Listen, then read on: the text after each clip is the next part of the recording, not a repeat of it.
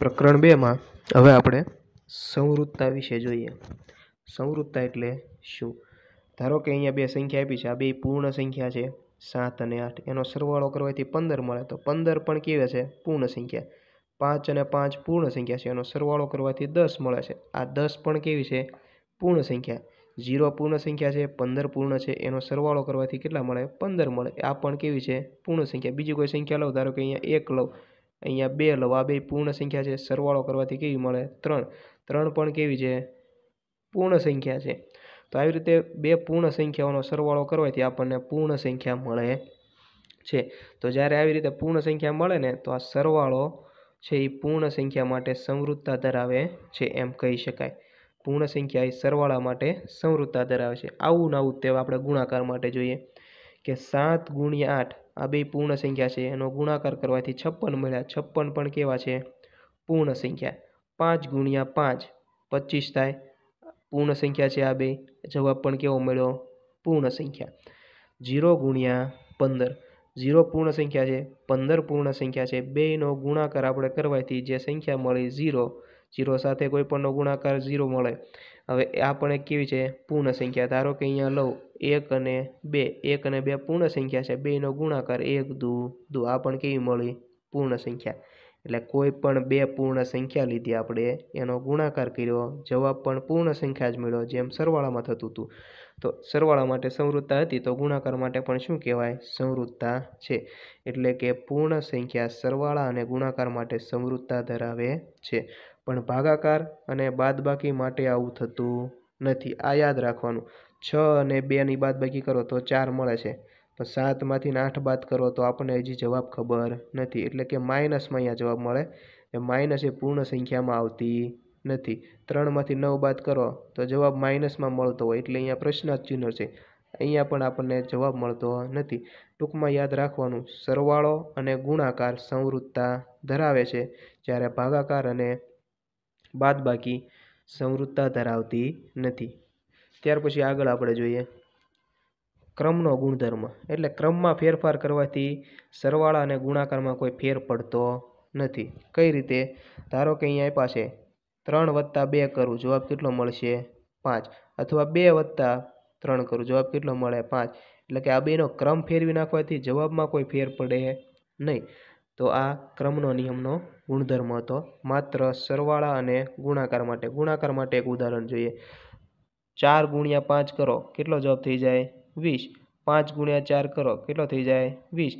4 પંચા 20 થાય અને 5 ચોકે 20 થાય। બીજું કોઈ ઉદાહરણ લેવું હોય, 6 9 કેટલા થઈ જાય? 54। હવે આને ક્રમ ફેરવી દઈએ, 9 ગુણ્યા 6 કરીએ તો કે 9 6 54, એટલે ક્રમમાં ફેરફાર કરવાથી જવાબમાં કોઈ ફેર પડતો નથી, એટલે આ ક્રમનો ગુણધર્મ દર્શાવે છે।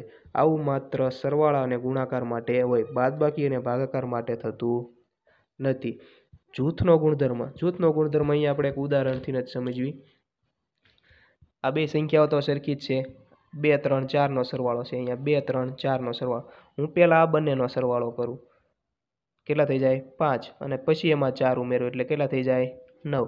આ બાજુ હું આ બંનેનો પહેલો સરવાળો કરું, એટલે કે અહીંયા છેલ્લા બેનું જૂથ બનાવ્યું છે, અહીંયા પહેલા બેનું જૂથ બનાવ્યું છે, અહીંયા બેનો સરવાળો કરું એટલે કેટલા થઈ જાય?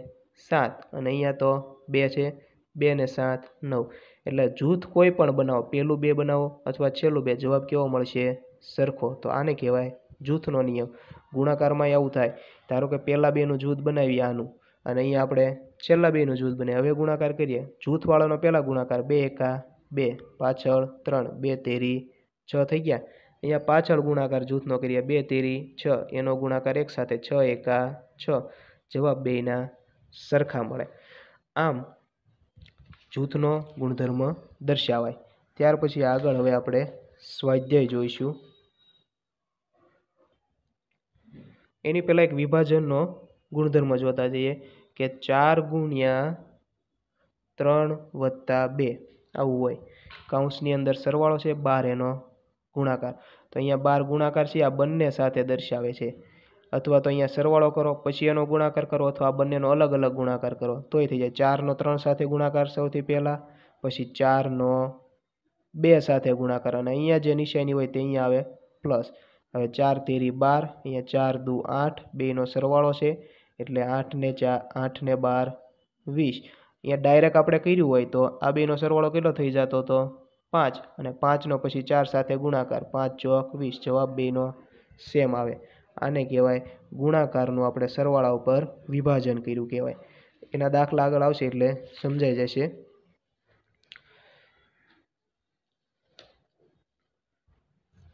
સ્વાધ્યાય 2.2 સ્વાધ્યાય 2.2 માં જોઈએ સૌથી પહેલો દાખલો સરવાળા કરો એમ કીધું છે આપણને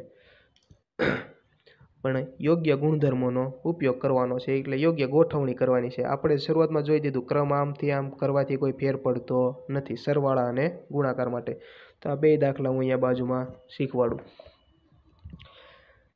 આ બે રકમ લખેલી છે બંનેની હવે અહીંયા જોઈએ તો આપણે જોવાનું કે એકમનો અંક બધાયનો એકમનો અંકમાંથી કયા બેનો સરવાળો કરવાથી 10 જેવી સંખ્યા મળતી હોય તો કે અહીંયા 7 અને 3 10 થઈ જાય તો આ બેન બાજુમાં લખી દેવાના આ બેન બાજુમાં લખવી ને તો સરળતાથી સરવાળો થાય બીજો કોઈ એનો મતલબ હોતો નથી તો આ બેન આપણે બાજુમાં લખ્યા આને અહીંયા લખી દીધું અને 208 ને આ બાજુ લઈ લીધું આ બંનેનો શું કર્યું આપણે આ બંનેનો આમ ફેરફાર કરી દીધો તો આ બે નજીક થઈ ગયા હવે આ બેનો પહેલા જૂથ બનાવી એટલે આ બેનો પહેલા સરવાળો કર્યો અહીંયા શું આપણે કર્યું ક્રમનો નિયમ વાપર્યો આપણે ક્રમનો નિયમ આમ ક્રમમાં ફેરફાર કરી દીધો હવે આ બંનેનો સરવાળો કરીશું 837 અને 363 સરવાળો કરતા તો આવડે આપણને 837 363 7 અને 3 0 વધી 1 6 અને 3 9 અને 1 0 વધી 1 8 અને 3 થઈ જાય 11 અને 1 12 તો એનો જવાબ મળ્યો 1200 પાછળ તો 208 તો છે જ તે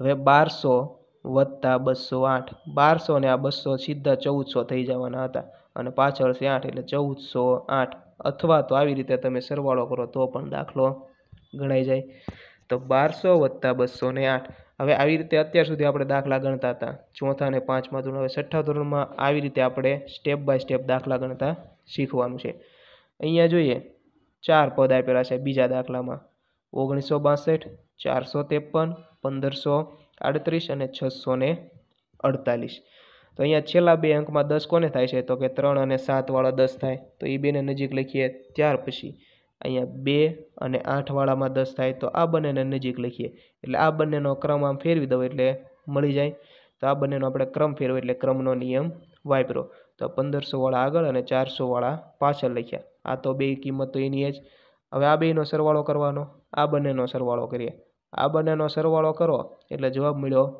3500 આ બંનેનો સરવાળો આપણે રફમાં કરી જોવાનો અથવા તો અહીંયાથી આપણે જોઈએ તો કે આ પાછળ કેટલા છે 38 અને અહીંયા છે 62 38 અને 62 100 પૂરા થઈ જાય તો એ 100 આપણે ધારો કે 38 આમાં ઉમેરી દીધા તો અહીંયા 100 થઈ ગયા એટલે 1900 તો હતા બીજા 100 થઈ ગયા એટલે 2000 આ 38 ઉમેરી દીધા હવે 1500 બાકી રહ્યા તો 2000 અને 1500 3500 અથવા તો આપણને તો આ રીતે તો આવડે જ છે અહીંયા 10 ની શૂન્ય વધી 1 6 ને 9 અને 1 10 ની શૂન્ય વધી 1 અહીંયા 9 ને 1 10 ને 5 15 નો 5 વધી 1 એટલે 3500 તો આ 3500 આ બેનો એવી રીતે સરવાળો કરશો એટલે 1100 જવાબ આવશે હવે આ બેનો સરવાળો કેટલો થઈ જાય 4600 આવી રીતે સરવાળો કરવાથી સહેલાઈથી આ દાખલા ગણી શકાય ત્યાર પછી બીજો યોગ્ય રીતે ગોઠવીને ગુણાકાર કરવાનો જેમ સરવાળામાં યોગ્ય રીતે ગોઠવવાનું કીધું એમ ગુણાકારમાં યોગ્ય રીતે શું કામ યોગ્ય રીતે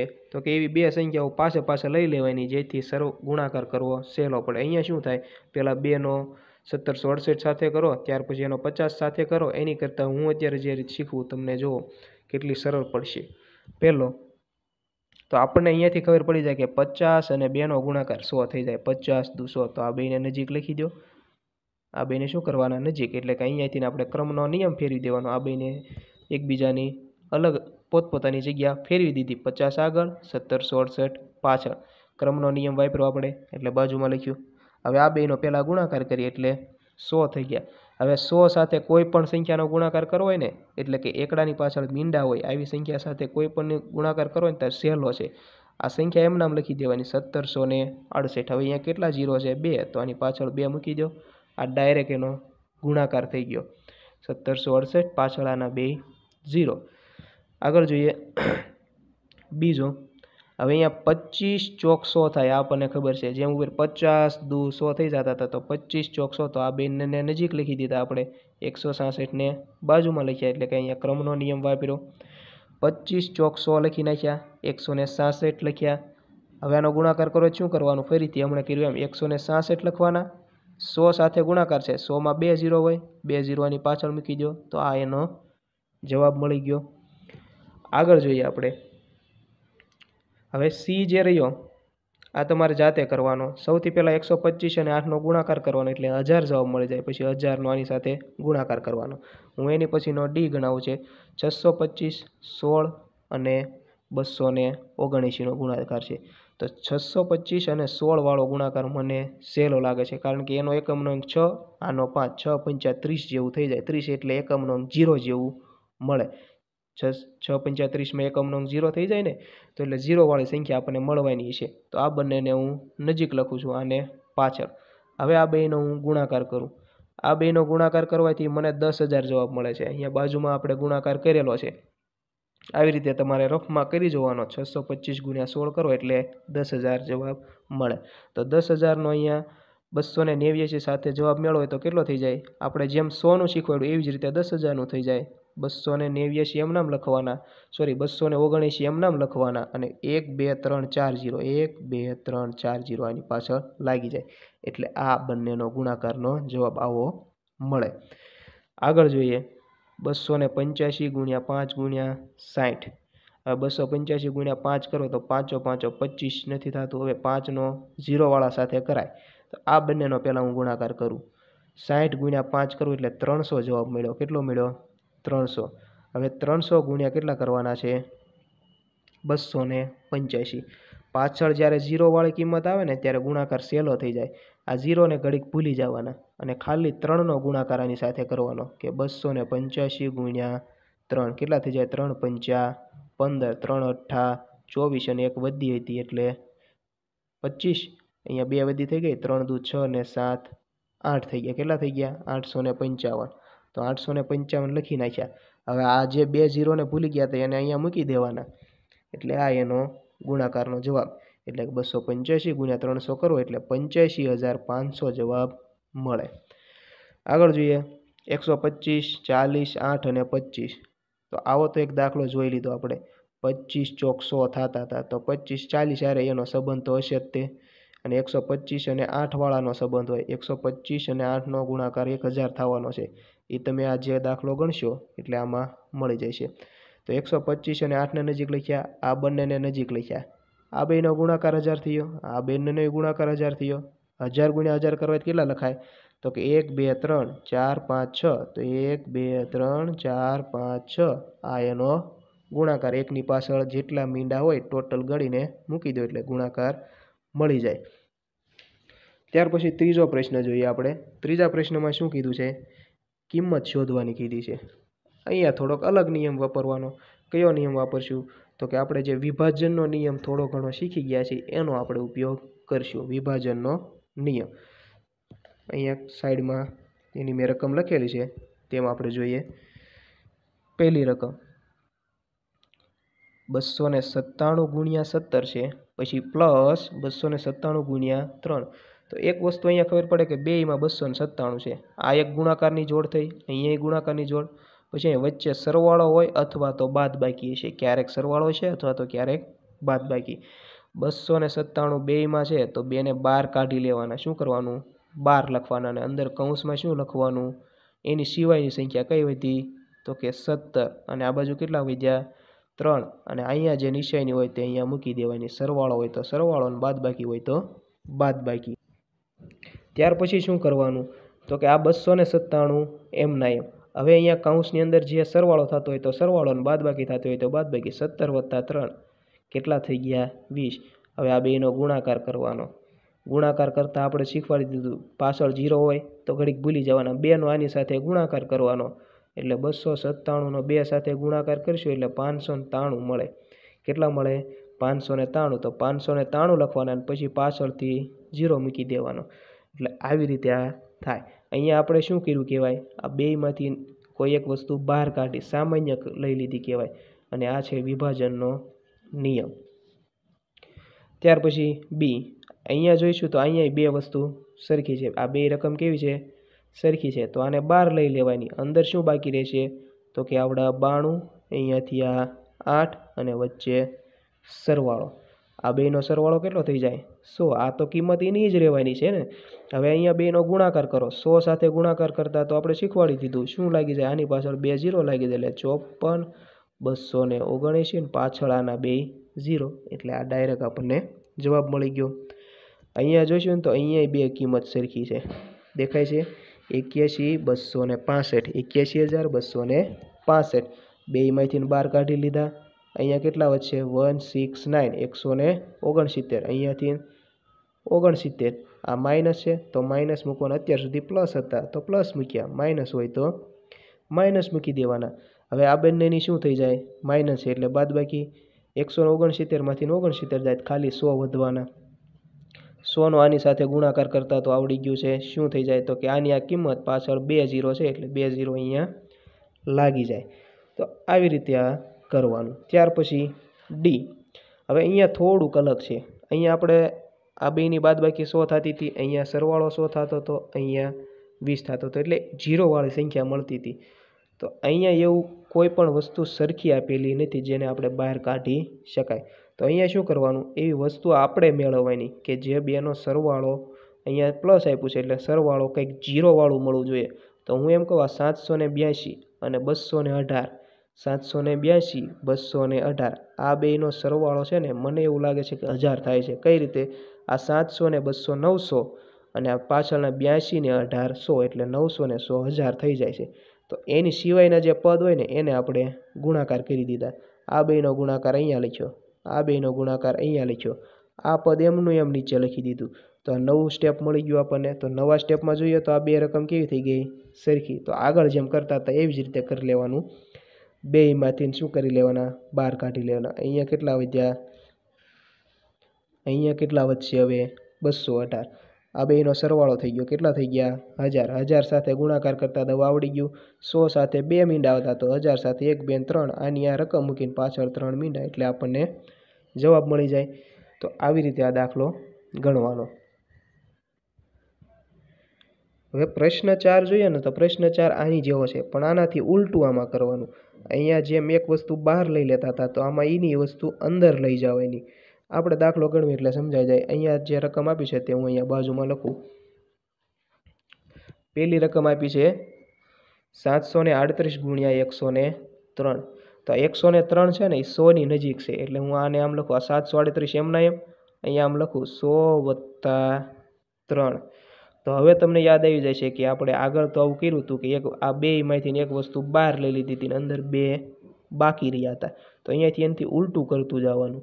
તો અહીંયા શું કર્યું, હવે આને 738ની અંદર લઈ જવાના, અંદર લઈ જવા હોય ને તો આ બે સાથે ગુણાકાર કરવો પડે, એટલે અહીંયા કારણ કે અહીંયા ગુણાકાર કોની સાથે છે આખા કાઉન્સ સાથે, એટલે આ બે અંક સાથે એનો ગુણાકાર થાય।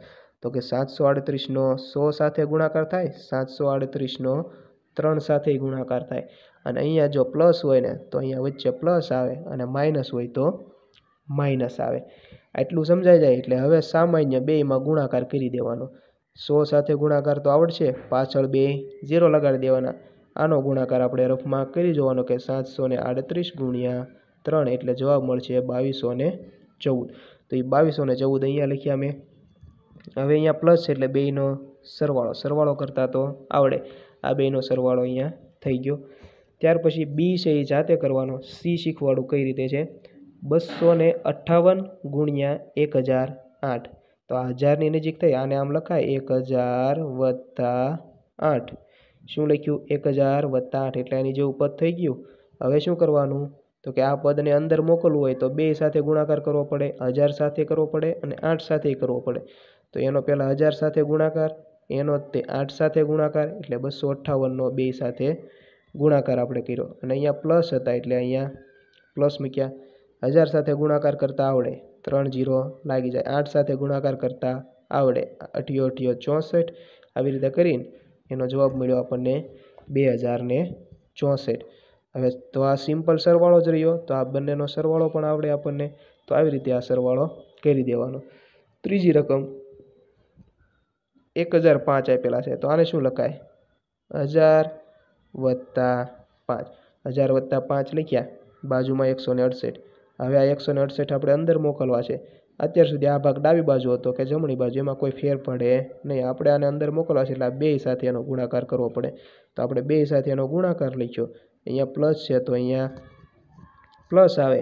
હવે શું કરવાનું છે તો કે હવે જોઈએ આનો ગુણાકાર. 168ની પાછળ 3 0 લાગી ગયા. આનો ગુણાકાર કેટલો થઈ જાય? 840. હવે આ બેનો સરવાળો કરવો હોય તો આવડે.